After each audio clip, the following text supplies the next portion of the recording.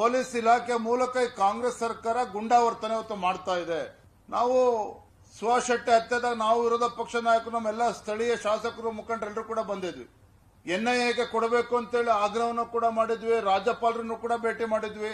ಸ್ವತಃ ಸುಭಾಷ್ ಶೆಟ್ಟಿ ಅವರ ತಾಯಿ ಅವರ ಕುಟುಂಬದ ಸದಸ್ಯರು ಕೂಡ ಬಂದಿದ್ರು. ಆದ್ರೆ ರಾಜ್ಯ ಸರ್ಕಾರ ಇದು ಯಾವುದಕ್ಕೂ ಕೂಡ ಮಣಿಲಿಲ್ಲ. ಆದ್ರೆ ನಮ್ಗೆ ಸಂತೋಷ ಇದೆ, ನಮ್ಮ ಕೇಂದ್ರ ಸರ್ಕಾರ ಮರ್ಡರ್ ಕೇಸ್ನಲ್ಲಿ ಇವತ್ತು ವಿದೇಶದಿಂದ ಹಣ ಬಂದಿದೆ ಅನ್ನುವ ಮಾಹಿತಿಗಳು ಸಿಗ್ತಾ ಇದೆ. ಎಸ್ಡಿಪಿ ಇಂದ ಬೇರೆ ಬೇರೆ PFI ರೀತಿ ದುಷ್ಟ ಶಕ್ತಿಗಳು ಈ ಮರ್ಡರ್ ಇದೆ ಅಂತೇಳಿ ಗೊತ್ತಿದ್ರು ಸಹ ಎಲ್ಲೋ ಒಂದ್ ಕಡೆ ಸರಿಯಾಗಿ ತನಿಖೆ ಆಗ್ತಾ ಇಲ್ಲ ಅನ್ನುವ ಚರ್ಚೆ ನಡೀತಾ ಇರಬೇಕಾದ್ರೂ ಸಹ ಇದು NIA ಕೊಡಲೇಬೇಕು ಅಂತೇಳಿ ರಾಜ್ಯಪಾಲರನ್ನು ಕೂಡ ಭೇಟಿ ಮಾಡಿದ್ವಿ. ಇವತ್ತು ನಾನು ಕೇಂದ್ರ ಸರ್ಕಾರ ನಿನ್ನೆ ದಿನ ಇದನ್ನ NIA ಸುಭಾಷ್ ಶೆಟ್ಟಿ ಪ್ರಕರಣವನ್ನ NIA ತನಿಖೆ ಕೊಟ್ಟಿರ್ತಕ್ಕಂಥದ್ದು ಸ್ವಾಗತ ಮಾಡ್ತೇನೆ.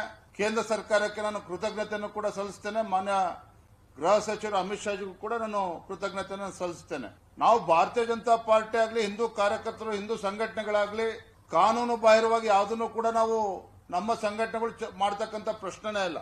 ಇವತ್ತು ಕಮಿಷನರು, DC, SP ಭೇಟಿ ಮಾಡೋರ್ಬೇಕಾದ್ರೆ ಅದನ್ನೇ ನಾವು ಹೇಳಿದ್ದೇವೆ.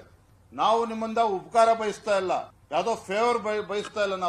ನೀವು ಪೊಲೀಸ್ ಇಲಾಖೆ ಆಡಳಿತ ಪಕ್ಷದ ಒತ್ತಡಕ್ಕೆ ಮಾಡಿದ್ರು ನೀವು ಕೆಲಸ ಮಾಡಿದ್ರೆ ಪೊಲೀಸ್ಗೆ ಯಾವ ಪರಿಸ್ಥಿತಿ ಬರ್ತದೆ ಅಂತ ಹೇಳಿದ್ರೆ, ಮೊನ್ನೆ ಬೆಂಗಳೂರಿನಲ್ಲಿ ಏನು RCB ಮೆರವಣಿಗೆ ಮಾಡಿದ್ರು, ವಿಜಯೋತ್ಸವ.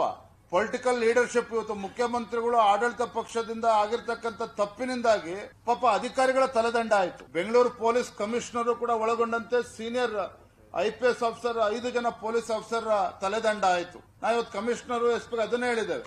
ಆಡಳಿತ ಪಕ್ಷದ ಒತ್ತಡಕ್ಕೆ ಮಣಿದು ನೀವು ಮಾಡಿದ್ದೇ ಆದ್ರೆ ಈ ದೇಶದಲ್ಲಿ ಒಂದು ನ್ಯಾಯಾಲಯದ ವ್ಯವಸ್ಥೆ ಇದೆ. ನಾವು ಕೂಡ ಒಂದು ಕೇಂದ್ರ ಸರ್ಕಾರ, ನಮ್ದು ಒಂದು ರಾಷ್ಟ್ರೀಯ ಪಕ್ಷ ಇದೆ.